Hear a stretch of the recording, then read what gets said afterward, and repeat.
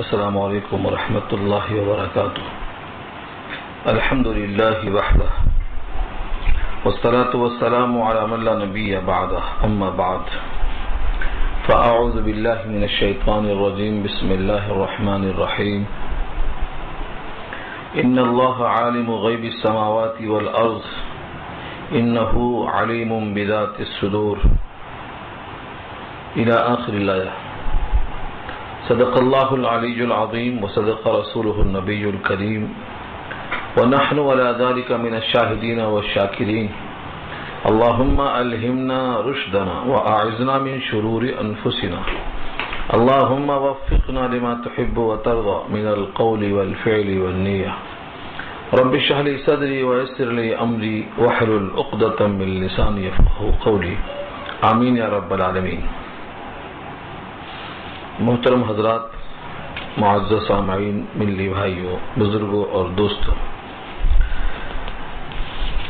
آج کی گفتگو کا عنوان ہے سورہ فاطر 22واں پارہ. آخری رکوع ہے سورت کا، یعنی سورہ فاطر کا 5واں رکوع ہے اور پارے کا 17واں رکوع ہے. آیت نمبر 38 سے یہ مضمون شروع ہوتا ہے اور 54 تک بات پوری ہو جاتی ہے.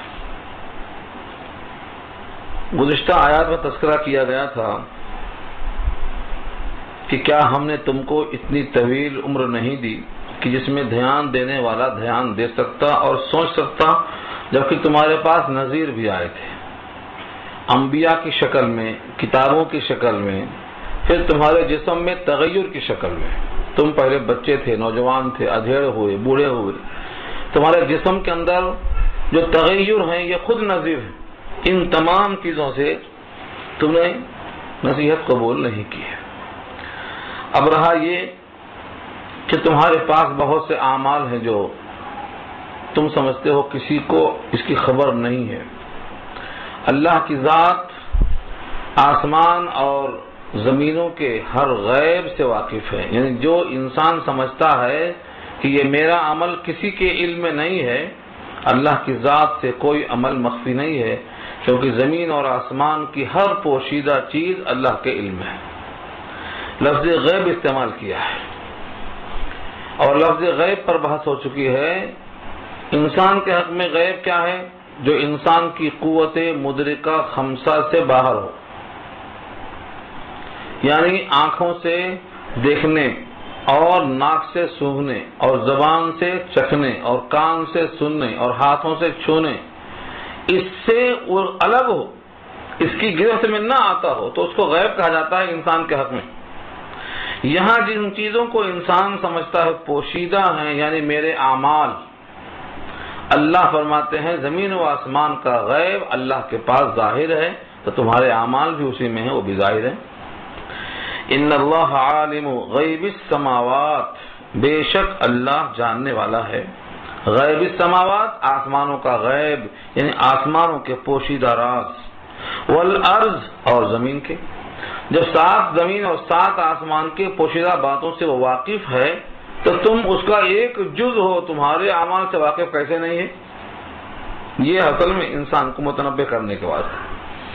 اور آگے فرمایا صرف زمین و آسمان کا غیب ہی نہیں، تمہارے سینوں میں جو بات آتی اور جاتی ہے وسوسہ، اس کو بھی اللہ کے علم ہے. انہ علیم بذات الصدور، بے شک وہ علیم ہے یعنی باخبر ہے، بذات الصدور، سینوں کے بھید سے، دلوں کے راز سے واقف ہے. جب دلوں کے بھید سے واقف ہے تو انسان کے اعضاء سے نکلنے والے اعمال سے بھی اللہ واقف ہے. یہ ایک دلیل ہو گئی اللہ کی قدرت کی. دوسری دلیل تمہارے وجود میں تم خود دیکھ لو کہ تم جس زمین میں، جس گھر میں آج ہو، آج اس کے مالک ہو. آدم کے زمانے سے لے کر آج تک تمہاری طرح اس زمین پر کتنے مالک آئے اور چلے گئے؟ ان تمام کو تبدیل کرنے والا اور ان کی ملکیت کو بدلنے والا کون ہے؟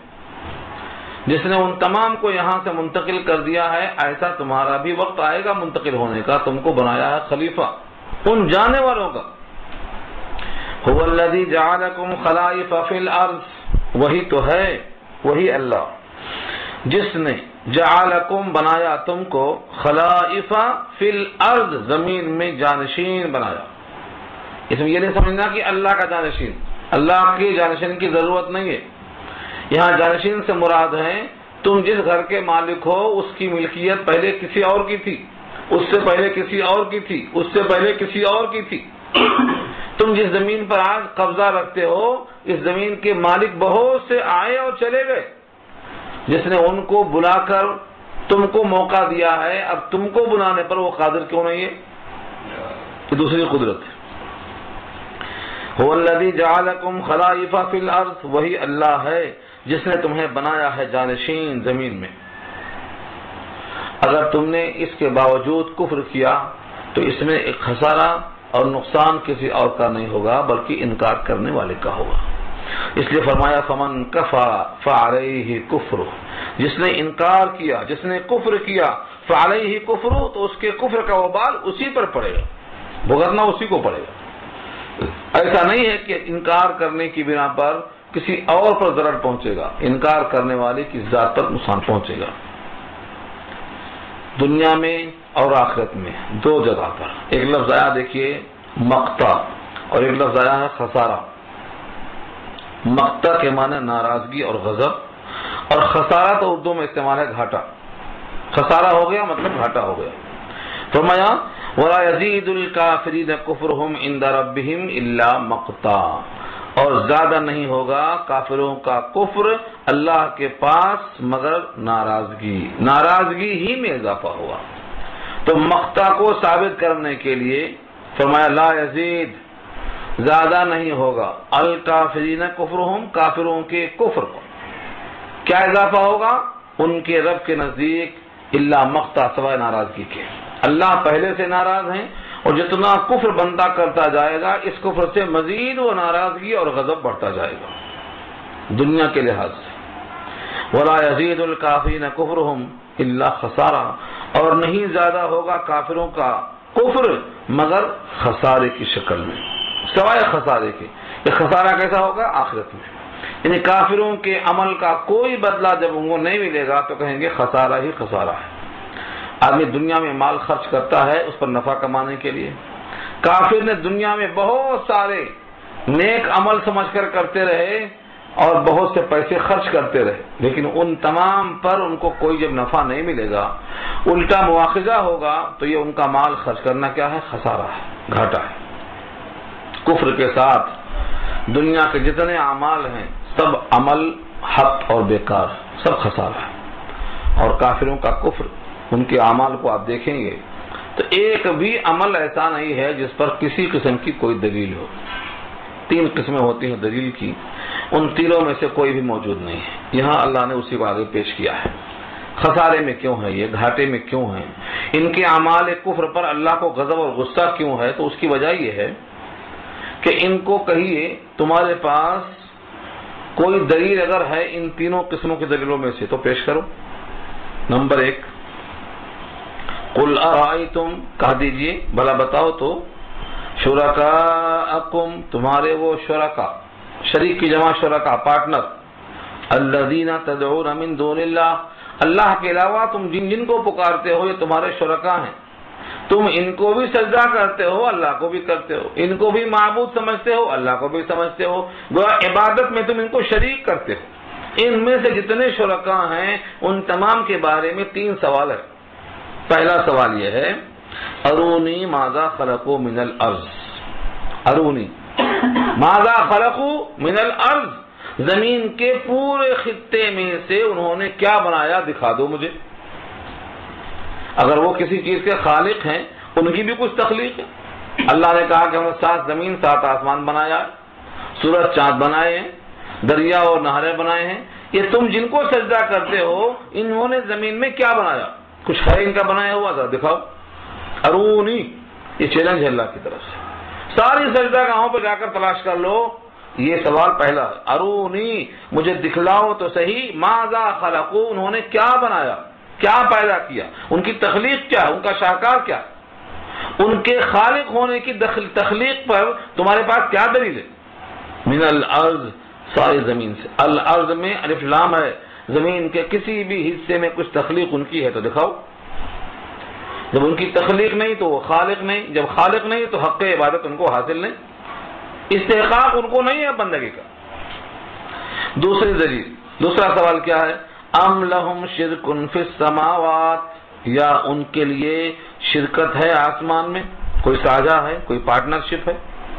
جب 7 آسمان تمہارے سروں پر ہیں، ان تمام کے بنانے میں تمہارے تمام شرکاء کچھ دخیل ہیں کیا؟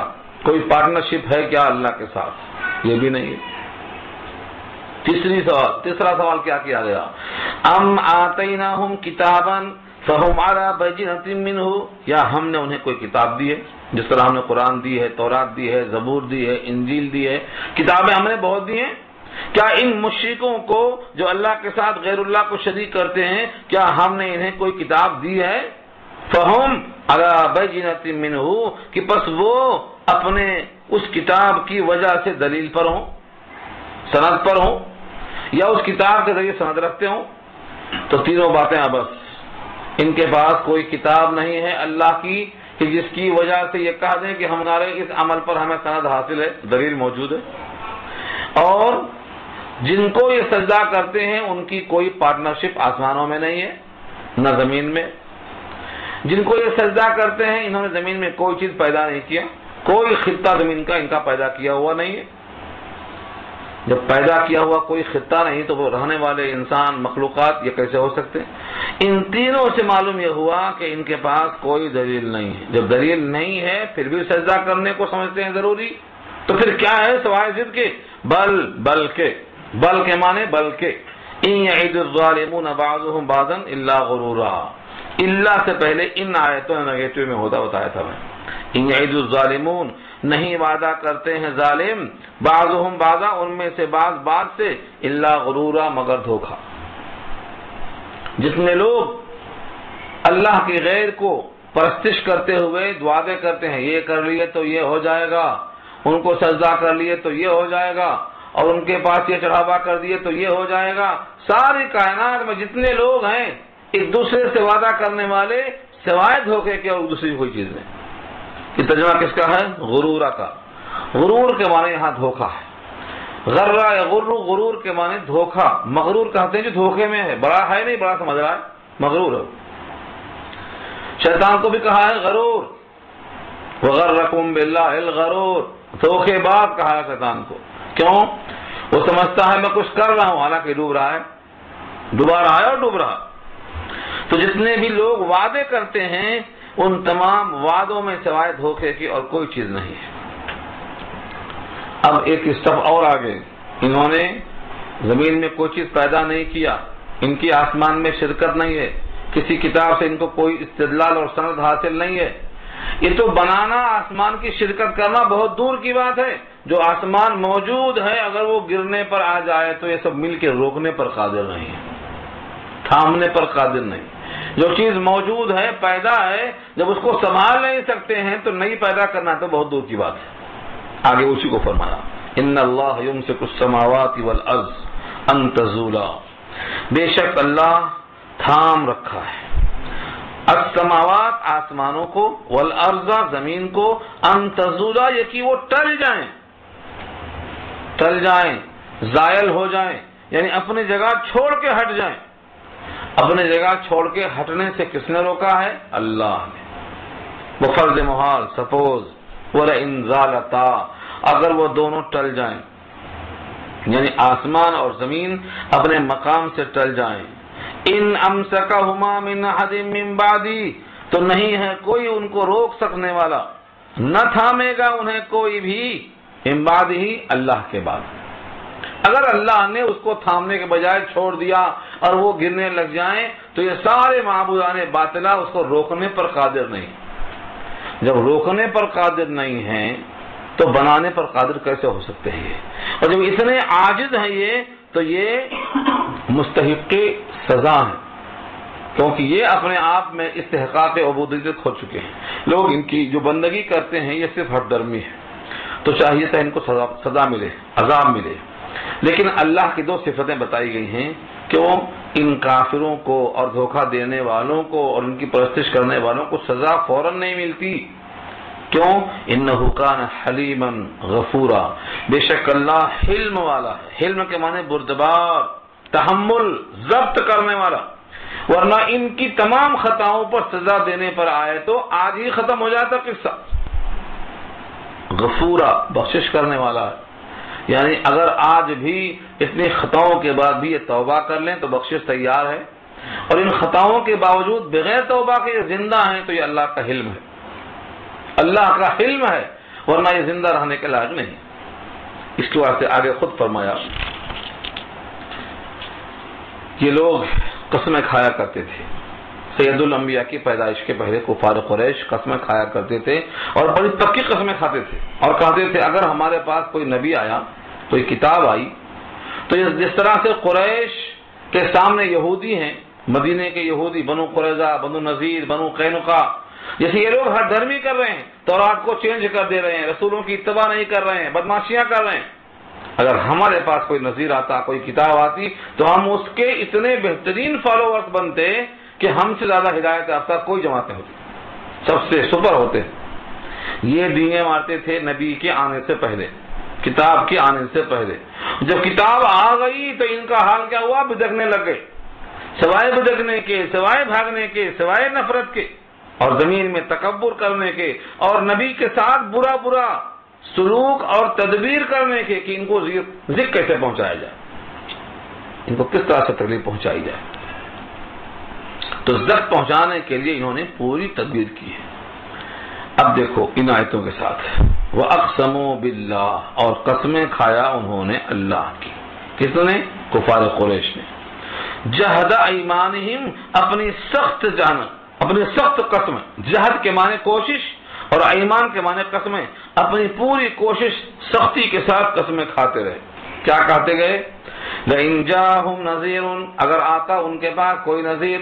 لئن، اگر، جاءہم، آیا ان کے پاس، چونکہ ان ہے مضارع سے، ماضی سے پہلے، جاء ماضی ہے اور ان داخل ہوا ہے، تو اگر آئے یعنی ان فیوچر، مستقبل میں اگر آئے کوئی ان کے پاس نذیر، ڈر سنانے والا، لَيَكُونُنَّ، تو یہ البتہ ہو کے رہیں گے، اہدا، زیادہ ہدایت یافتہ، من احد الامم، تمام امتوں کے مقابل میں، ہر ایک امت سے زیادہ، ہر ایک امت سے زیادہ ہدایت یافتہ ہو کے دکھائیں گے.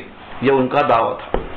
اللہ فرماتے ہیں فلما جاءہم نذیر، جب آ گیا نذیر ان کے پاس، خدا سے ڈرانے والا، اللہ کا پیغام پیش کرنے والا نذیر آ گیا، ما زادہم الا نفورا، تو نہیں زیادہ ہوا ان کو مگر نفور اور بدکنا، صرف بھاگتے رہ گئے. پہلے سے امید یہ کر رہے تھے اور جب نبی آئے تو بدکنے لگ گئے. اس کی کیا وجہ ہے؟ اللہ فرماتے ہیں دو وجہ ہے. استکبارا فی الارض، زمین میں بڑائی کرنا، زمین میں اپنے کو سب سے بڑا سمجھتے تھے. اب کسی کو اگر رسول اور نبی اور نذیر مان لے، اس کو فالو کرنا پڑے گا، اتباع کرنا ہے. یہ تکبر کے خلاف، یہ ہے استکبارا فی الارض. تو اپنے آپ کو بڑا سمجھتے تھے، اپنے کو بڑا سمجھنے کے سبب زمین میں وہ مکر السیئ، اور بری چال.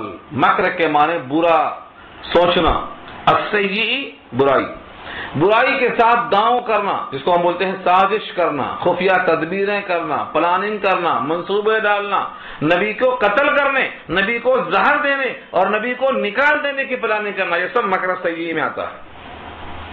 کوشش کیا ہے نذیر کو فالو کرنے کے بجائے ان کے پیچھے پڑ گئے. اللہ نے بہت صاف جواب دیا ہے، وَلَا يَحِيقُ الْمَكْرُ السَّيِّئُ إِلَّا بِأَهْلِهِ، اور نہیں میٹتا ہے مکر، برا مکر، مگر اسی کے اہل پر. جو برا کرتا ہے برائی میں پھنستا ہے. کہتے ہیں جو کنواں کھودتا ہے اس میں خود گرتا ہے. یہ مثل مشہور ہے، جو کنواں کھودتا ہے وہ خود اس کے اندر گرتا ہے. اور نہیں اٹھتا، الٹا پڑتا، مگر کون؟ برائی کا سوچنے والا خود، برائی کرنے والا خود اپنے جال میں پھنس جاتا ہے. الا بأہلہ کا ترجمہ ہے. اس پر کئی سوال جواب کیا ہے شارحین نے، آپ بھی کچھ سمجھتے ہوں گے کہ بسا اوقات ایسا معلوم ہوتا ہے کہ جو برائی کرتے ہیں وہ برائی میں پھنستے نظر نہیں آتے. جن کے لیے برا پروگرام بنایا گیا ہے وہی بیچارے پھنس جاتے. کبھی کبھی ایسا ہوتا ہے. تو اس کے جوابات کئی دیے گئے ہیں, اچھی طرح سمجھ لیں. اس کائنات میں انبیاء اللہ کے نمائندے ہیں, اللہ کا پیغام پہنچاتے ہیں, اللہ کی کتاب پہنچاتے ہیں, اللہ کے احکامات پہنچاتے ہیں. ان کے ساتھ لوگوں نے برا کیا. اکثر و بیشتر کیا ہوا کہ انبیاء کے مخالفین پر اللہ کا عذاب دنیا ہی میں آ گیا. کبھی کبھی ایسا ہوا کہ انہوں نے انبیاء کو تکلیف پہنچائی, کبھی کبھی. تو اکثر جو ہوتا ہے اس کو بولتے ہیں اکثری قاعدہ. قرآن کریم کے اس آیت میں اکثری قاعدہ ہے, کلی قاعدہ نہیں ہے. کلی قاعدہ نہیں ہے بلکہ اکثری قاعدہ ہے, یعنی اکثر ایسا ہوتا ہے, اکثر.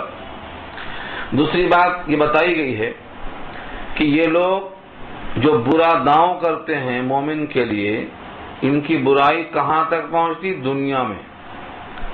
اور جو مکر کرتے ہیں ان کو اس کی سزا ملتی ہے آخرت میں.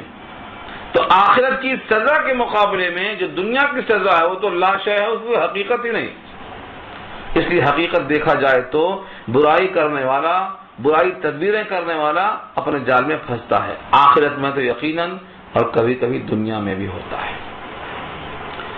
ایک صاحب بڑے اچھے تفسیر کرنے والے محمد بن کعب القرظی ہیں. وہ فرماتے ہیں, ابن کثیر نقل کرتے ہیں کہ 3 چیزوں کا وبال دنیا ہی میں پڑ جاتا ہے. 3 چیزوں کا وبال. ایک, کسی بے قصور انسان پر سازش کر کے تکلیف پہنچانا. کسی بے قصور انسان پر سازش کر کے اس کو تکلیف پہنچانا, تو اس کا وبال دنیا میں خود اس کو پہنچتا ہے جو تدبیریں کرتا ہے, الٹا پڑ جاتا ہے بہت جلد. اور نمبر 2, خاص طور سے جب وہ انسان مظلوم ہو اور انتقام لینے کی طاقت نہ رکھتا ہو, مظلوم, اس کی آہ نکلتی ہے تو یہ برا تدبیر کرنے والے اس میں جلتے ہیں. اور فرمایا اگر وہ انتقام لینے پر قادر ہے پھر بھی انتقام نہ لے تب بھی یہی ہوتا ہے. تو یہ 3 شکلوں میں ظالم کو دنیا ہی میں عذاب بھگتنا پڑتا ہے, وہ بچ نہیں سکتا ہے. کسی بھی آدمی کو سازش کر کے تکلیف پہنچاتا ہے تو آدمی خود یہاں بھگتتا ہے, اس کا وبال پڑتا ہے. اور ان تمام کے علاوہ اللہ تعالی کے پاس اتنی قدرت ہے, اللہ کے پاس جو قدرت ہے, یہ مکر کرنے والے, داؤں کرنے والے, سازش کرنے والے دنیا میں اگر کچھ کر بھی لیں تو بالآخر نتیجے کے اعتبار سے آخرت میں ان کو بھگتنا ہے. اس لیے فرمایا وَلَا يَحِيقُ الْمَكْرُ السَّيِّئُ إِلَّا بِأَهْلِهِ, اور نہیں لپیٹ میں لیتا ہے برا تدبیر کرنا مگر اسی کے اہل کو. تو نفی کا جو انداز ہے یہ قاعدہ اکثری ہے, کلی نہیں ہے. اب جتنے بھی یہ کافر ہیں جنہوں نے مکر کیا ہے, یہ اب کس بات کا انتظار کرتے ہیں؟ کفر کے ساتھ. فَهَلْ يَنظُرُونَ إِلَّا سُنَّةَ الْأَوَّلِينَ, پس یہ انتظار نہیں کرتے ہیں مگر اگلوں کے دستور کا. اگلوں سے مراد ملک شام جاتے ہوئے, ملک یمن جاتے ہوئے, راستے میں جو لوگوں کے کھنڈرات دکھائی دیتے ہیں, ان لوگوں نے کفر پر اپنے آپ کو رکھا تو عذاب آیا. تو جیسے یہ لوگ بھی کفر پہ اڑے ہوئے ہیں, ان پہ بھی عذاب آئے گا. یہ ہے سنت الاولین, پہلوں کا طریقہ. پہلوں کا طریقہ کیا تھا؟ کفر پر سزا.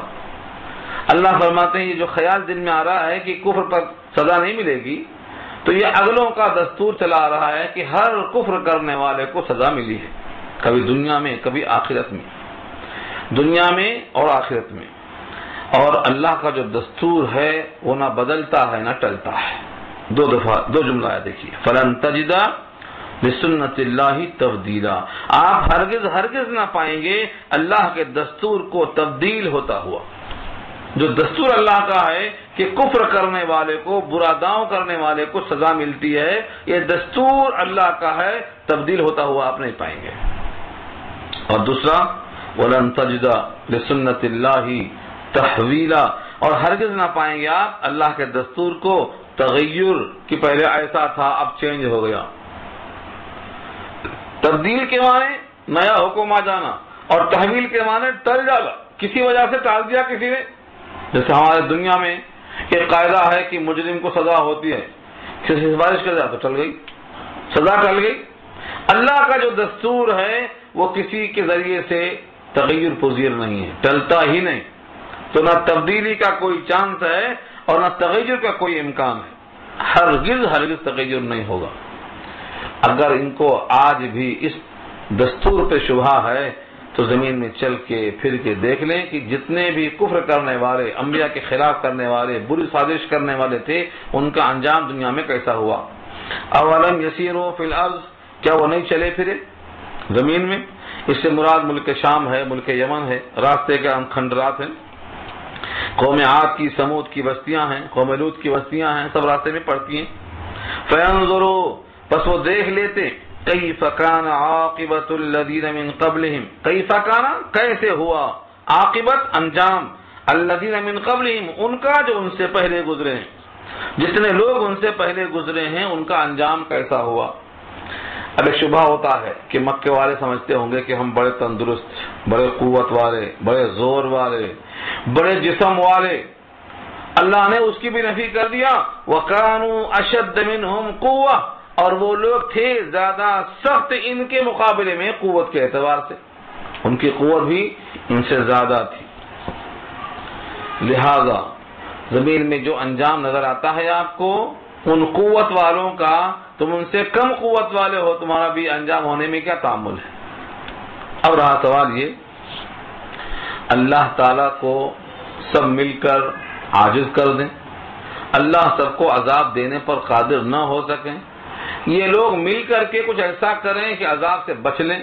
اللہ فرماتے ہیں اللہ کی ذات، اللہ کی شان تم کو نہیں معلوم. وما كان الله ليعجزه من شيء في السماوات ولا في الارض، اور نہیں ہے اللہ کہ عاجز کر دے اس کو کوئی شے آسمانوں میں اور زمین میں، کوئی شے اس کو عاجز نہیں کر سکتی.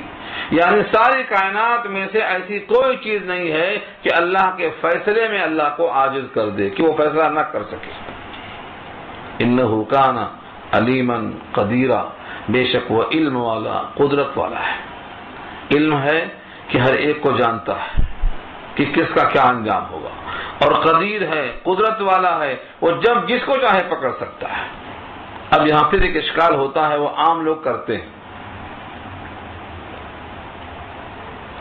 کہ جب اللہ عالم بھی ہے، جانتا ہے کہ مجرم کون، اور قادر بھی ہے، عذاب بھیجنے پر قدرت بھی ہے، اور اوپر کہہ چکے ہیں کہ یہ لوگ اپنے کفر کی بنا پر مجرم بھی ہیں، نبیوں کے خلاف سازش کرنے والے مکار بھی ہیں، برائی کا منصوبہ کرنے والے بدترین لوگ ہیں. تو جب مستحق سزا ہیں، اللہ کے علم ہیں اور اللہ اس پر قادر ہیں، تو سزا ان کو کیوں نہیں مل رہی ہے؟ اب تک چھٹے ہوئے کیوں ہیں؟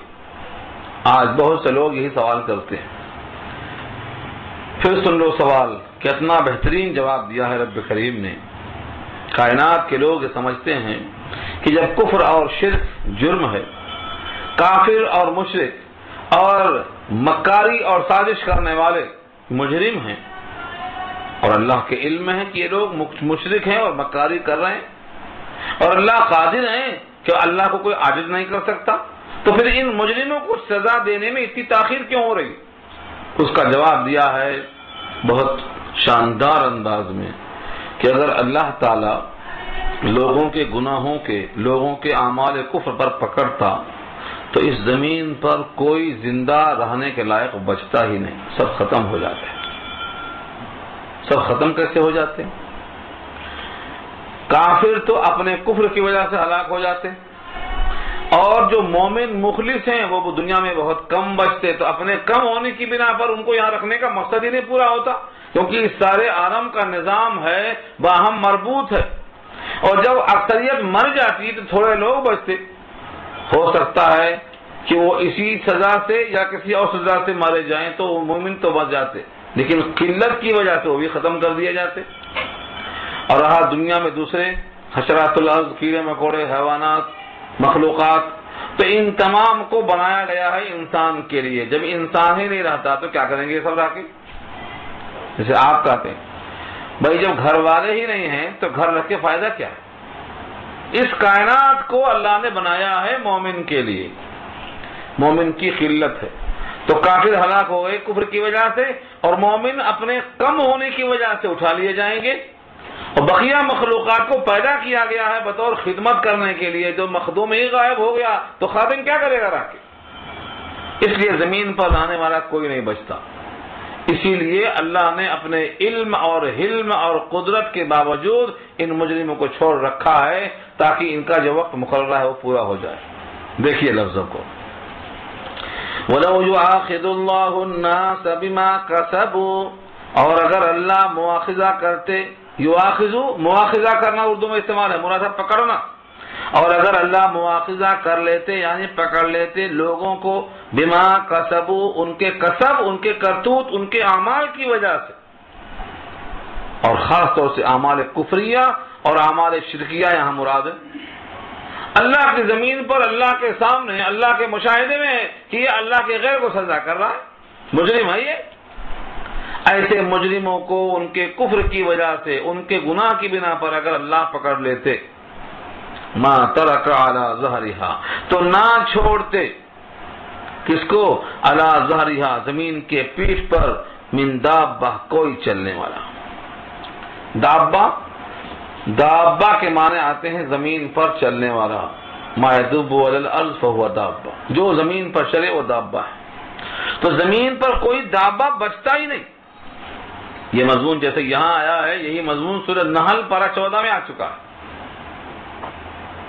تو زمین پر مجرم کو اللہ جانتے ہیں، ان کا جرم ثابت ہے، وہ مستحق عذاب ہیں، لیکن دنیا کو اللہ تعالیٰ نے جب تک باقی رکھنے کا فیصلہ کیا ہے تب تک ان کو مہلت ہے۔ یہ اللہ کا حلم ہے، اللہ کا تحمل ہے، اللہ بردبار ہے، اسی واسطے اللہ نے ان کو نہیں پکڑا۔ ما ترک علی ظہرہا من دابہ، تو یہ بار بار پڑھنا ہے۔ اگر اللہ تعالیٰ، اچھا یہاں لفظ کفر نہیں گئے، بما کسبو کہا، بما کسبو، اگر لوگوں کے کسب یعنی لوگوں کے اعمال کے سبب، لوگوں کے کرتوت کے سبب اگر مواخذہ کرتا تو کوئی زندہ بچ نہیں سکتا۔ اب اس میں ایک حسن ظن ہے کہ سارے اعمال جو خراب ہیں وہ کافروں کے، مشرکوں کے ہیں، ہم تو مومن ہیں، ہمارے تو اعمال پورے اچھے ہیں، ہم کو کیوں مواخذہ ہوتا؟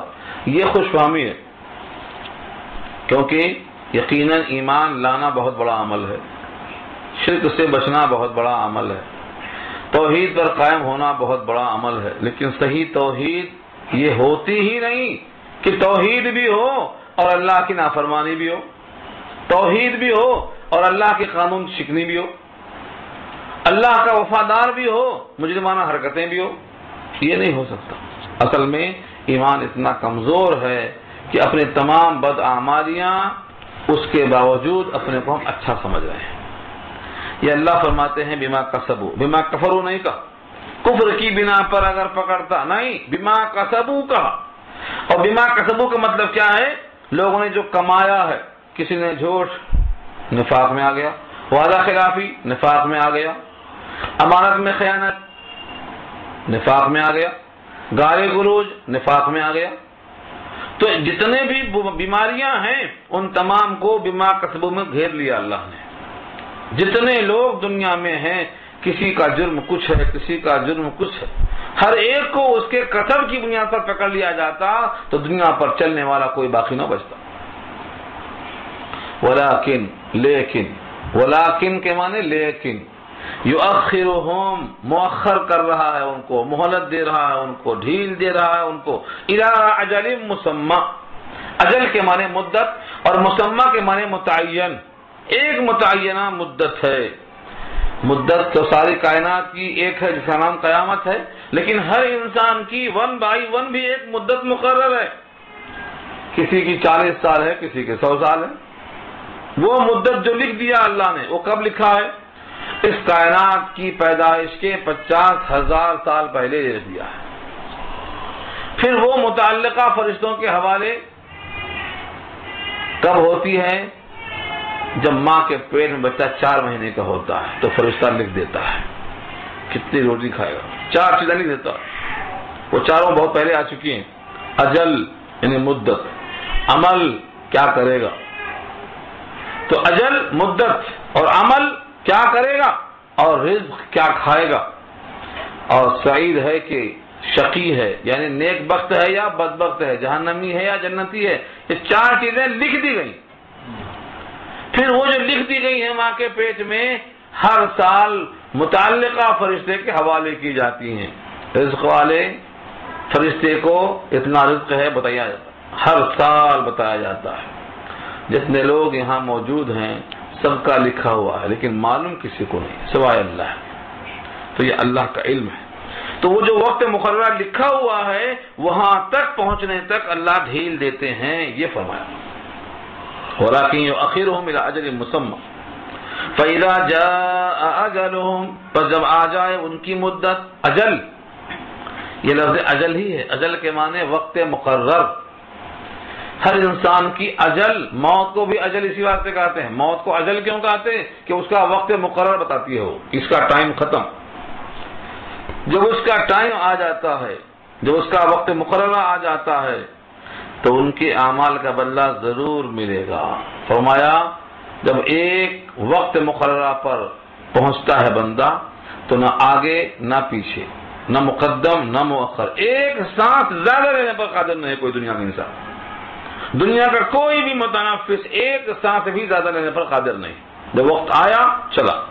فإن اللہ کان بعبادہ بصیرا، تو بے شک اللہ ہے اپنے بندوں کو دیکھنے والا، یعنی جب بندوں کو دیکھ رہا ہے تو ان کے سارے اعمال اللہ کے سامنے ہیں، اور جب وقت مقرر آ جائے گا تو جو مؤخر تھی سزا وہ نافذ ہو جائے گی، اب ٹلنے والی نہیں ہے۔ یہ پیغام دیا اللہ نے سورہ فاطر کی آخری آیتوں کے ذریعے سے۔ خلاصہ ایک بات سن لیں تاکہ ذہن نشین ہو جائے۔ زمین اور آسمان کا بھید اللہ کو معلوم ہے، تو انسان کے اعمال کا بھی راز اللہ کو معلوم ہے۔ تم کو زمین میں بنایا ہے جانشین، بہت لوگ چلے گئے، تم بھی چلے جاؤ گے۔ جو کفر کرے گا تو کفر سے سوائے اللہ کی ناراضگی اور غضب اور خسارے کی اضافہ کسی اور چیز میں نہیں ہوگا۔ جن کو تم اللہ کے سوا پکارتے ہو، بندگی میں شریک کرتے ہو، انہوں نے زمین میں کچھ پیدا کیا، نہ ان کی آسمان میں شرکت ہے، نہ انہیں کوئی کتاب دی گئی ہے، لہذا ان کی عبادت اور ان کے وعدے ہٹ درمی اور دھوکہ۔ اللہ نے آسمان زمین کو روک رکھا ہے ٹلنے سے، اگر وہ ٹلنا چاہیں تو کوئی دوسرا ان کے بعد روکنے والا نہیں ہے، پھر بھی اللہ نے ان کو سزا نہیں دی ہے اپنے حلم کی اور غفور ہونے کی وجہ سے۔ وہ قسمیں کھایا کرتے تھے، کوئی نذیر آیا تو ہم اس کی بات مانیں گے اور تمام جماعتوں میں سب سے زیادہ ہدایت یافتہ ہو جائیں گے، لیکن جب رسول اور نذیر آئے تو سوائے بدکنے کے اور کچھ اضافہ نہیں ہوا۔ یہ بدکنا، زمین میں تکبر کرنا کیوں ہے؟ کیونکہ وہ اپنے آپ کو بڑا سمجھتے رہے، سازشیں اور برے برے جال پھیلاتے رہے، حالانکہ سازش جب بری ہوتی ہے تو وہ مٹاتی ہے سازش کرنے والوں کو ہی۔ کیا وہ لوگ اگلوں کا دستور نہیں دیکھتے؟ کیا وہ اللہ کے قانون کو تبدیل کرنا چاہتے ہیں جبکہ اللہ کا قانون تبدیل نہ ہوتا ہے نہ متغیر ہوتا ہے؟ زمین میں چل کر دیکھیں کہ کافروں کا انجام کیا ہوا، جو ان سے بھی زیادہ سخت تھے۔ اللہ کو عاجز کر سکنے والی کوئی شے زمین آسمان میں نہیں ہے، اللہ علم و قدرت والے ہیں۔ اگر ان کے گناہوں پر اور ان کے کرتوت پر اللہ پکڑتے تو زمین کے اوپر چلنے والا کوئی چوپایا باقی نہ بچتا، لیکن اللہ نے ان کو مؤخر کیا ہے ایک وقت مقررہ تک۔ جب وقت آ جائے گا تو جو مہلت ہے عذاب کے نافذ کرنے میں وہ مہلت نہیں دی جائے گی۔ اللہ اپنے بندوں کو دیکھنے والا ہے، یعنی ہر ایک کو اس کے سارے اعمال کے ساتھ جانتا ہے اور دیکھتا ہے۔ سورہ فاطر یہاں مکمل ہو گئی، دعا کر لیجیے۔